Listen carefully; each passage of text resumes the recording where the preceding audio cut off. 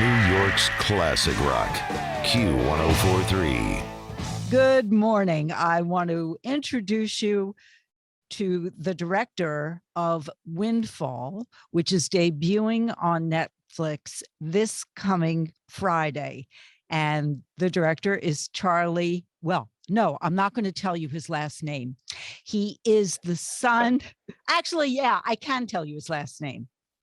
He is the son of a famous actress, Charlie McDowell. But no, he's not the son of Andy McDowell. He is the son of Mary Steenburgen, who I love, and the son of Malcom McDowell. Charlie, welcome. It's a pleasure to meet you. Oh, very nice to meet you too. Thanks for having me on. I want to tell you why I jumped at this before I even saw your movie Windfall. When your publicist reached out to me, and this is honest to God truth, and I saw that you were the director of The One I Love, I said, I love his work. I didn't remember the name of the director, The One I Love. I will describe this. People, you have to see this movie. To me, it's a Twilight-zone-ish movie. That's the best way to describe it. And after seeing your movie, The One I Love, and the way you ended it with the Mamas and Papas song dedicated to The One I Love, that song took on whole new meaning for me. For the rest of my life, I will think of your trippy romance Twilight-zoney movie. I loved it. So of course I had to see Windfall, which is thank you. Yeah, well, you do great work, I have to say. Well, what's interesting is because Windfall and The One I Love are similar in the fact that it is primarily one location that we're filming in. And something that's interesting is the house that we shot The One I Love at is a mile away from the house that we shot Windfall at. So there's a lot of similar, the background of mountains, the trees. There's a lot of similar elements to the two films. Very different in tone and style, but yeah, they were just a mile apart from each other. So Windfall is a pretty much a psychological thriller, I would describe it as. So you have a guy who is robbing the house of obviously wealthy people, just a gorgeous house, a beautiful property, and a swimming pool that I would just kill for. I mean, that's my kind of pool, a lap pool, but my God, what a lap pool. So this guy is just finishing up, and the couple that own the house drive up. Obviously, he wasn't expecting them. And then that changes the course of everyone's life. But what's interesting to me, and I didn't realize this until I looked into the background of Windfall, is that this is a pandemic movie, but not because of a pandemic, not because the pandemic kept us all trapped. And this is a movie that has people trapped. Yeah, we wanted to we spoke early on in coming up with the idea of the film and what we wanted to explore, and we felt like because this whole idea came to be kind of 2 months into the pandemic, and I think a lot of filmmakers and creative people were trying to figure out what stories they wanted to tell at this particular moment and the feeling of those stories. And for us, we wanted to tell a story about the emotions that we were going through without it being actually about the pandemic. So we didn't want to make something where we saw people in masks or people isolating themselves away because there's some virus out there. We felt like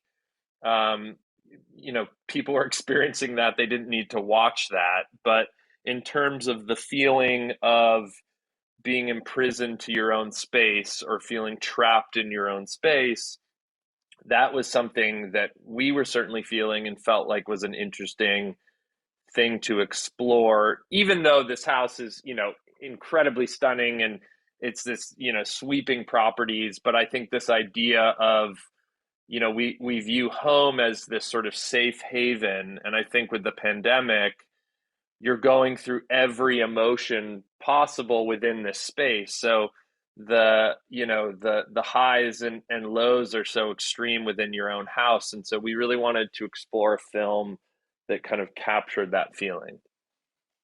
And all right, so the people it's a very limited cast. So two of the people who star in the movie, Lily Collins, who is your wife. Yeah. My fiance when we made the film. So oh, really? That's it right. was a You were bold newlywed. move to to make a film before we got married, but we made it through all right. And also starring an Oscar nominee, Jesse Plemons, who is Oscar nominated for Power of the Dog, along with his real life wife, Kirsten Dunst.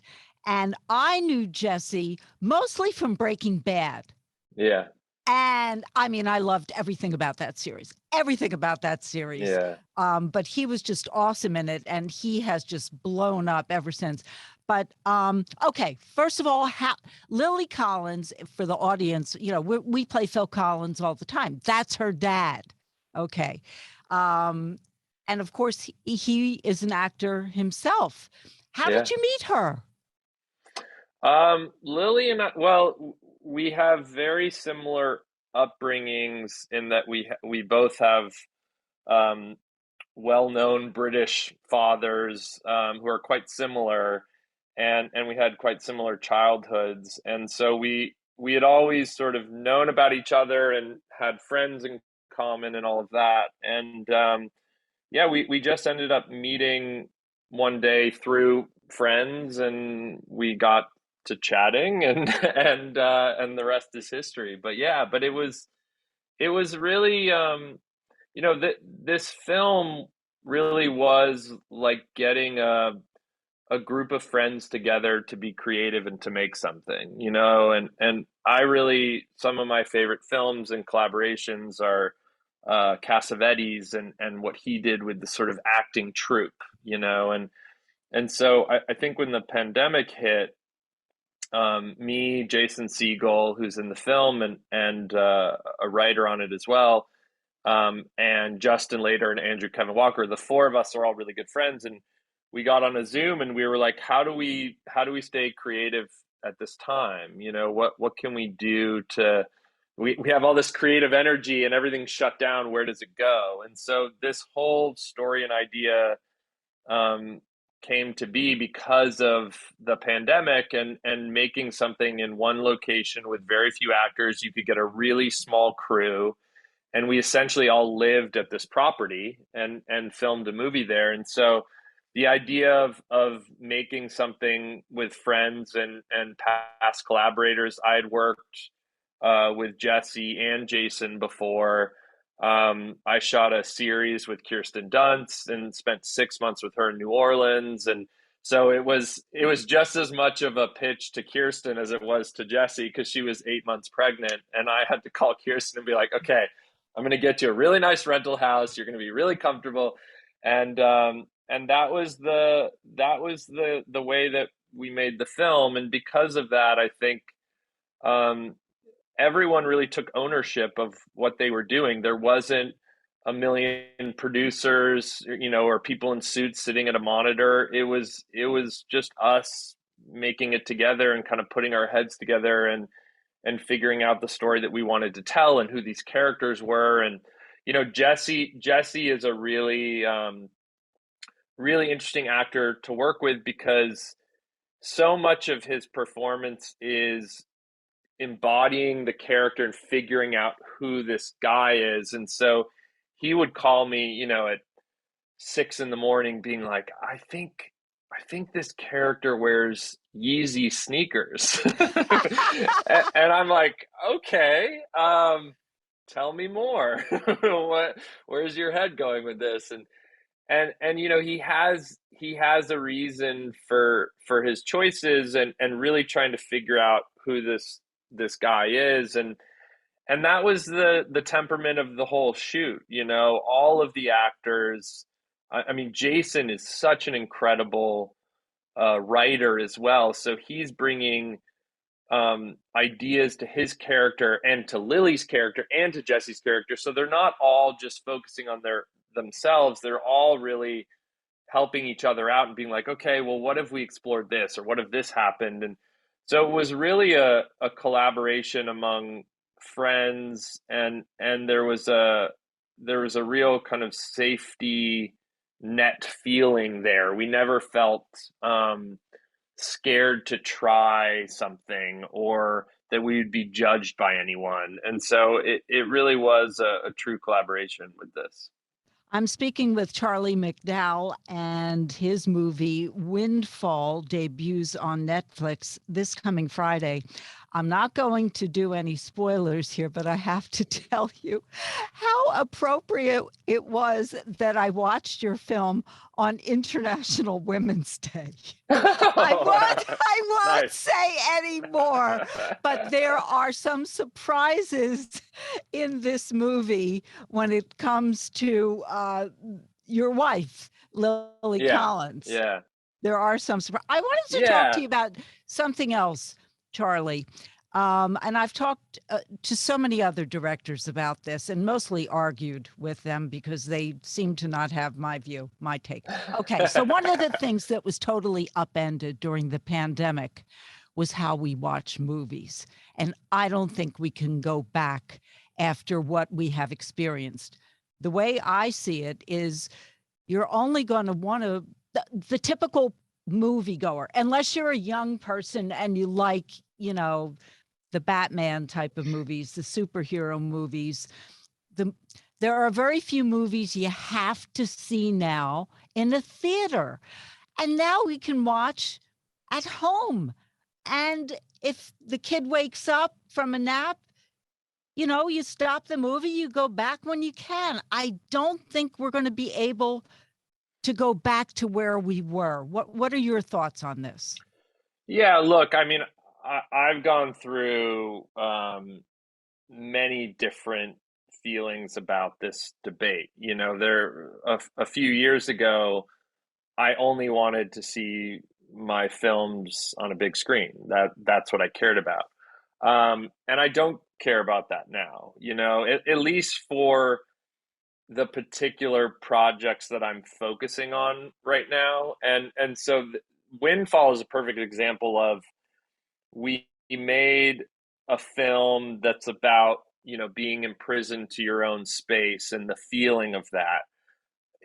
It's only fitting and perfect to then watch that movie in your own space. So for me, this film is a perfect film to be on Netflix and to be streaming. And in terms of the debate of theatrical versus streaming, I think it's really just dependent on the film, and if people can continue to make money and have a business out of the theatrical outside of Batman and these huge tentpole movies, but if A24, Neon, or these kind of smaller studios, if they can release films and people go see them in the theater, that makes me incredibly happy, because I still love to go see films in the theater. I also love to see films at home. So I just hope that the theatrical experience continues on and that there's still a business model for it. But I don't think that it's one way or another. I think both can coexist and should coexist. It's just going to be interesting moving forward. I thought AMC was, I don't know if people were upset, but I thought they were really creative, where they sort of did surge pricing for the Batman. They said, okay, we're going to charge more. Or we're going to charge you a little bit more to see this movie. And we're going to do this for new movies. So it's going to be interesting to see. We have like 1 minute left. Anything else you want to say? Just 1 minute left, Charlie. No, I'm grateful to chat with you, and excited for the film to go out into the world and for people to watch it. And I think, I think we really wanted to make something that felt timely and of the moment. And I think there are a lot of themes and ideas that we're sort of exploring that we tried not to hit over the head and be too apparent and obvious. But I think that there's an interesting conversation piece with this film, and the hope is that people that watch it afterwards will then continue thinking about it and what it meant, and debate with their partners or loved ones as to how you feel about the characters, because all the characters are flawed Right. in this As film. we all are, and we're out of Exactly. time. I'm sorry. No, thank you so much. Thank you. If you missed any part of this conversation, download the iHeartRadio app. It's free. All my conversations from Sonstein Sunday live on as the podcast Sonstein Sessions. And I'll see you guys tomorrow morning on the Jim Kerr Rock and Roll Morning Show, Q104.3. New York's classic rock, Q104.3.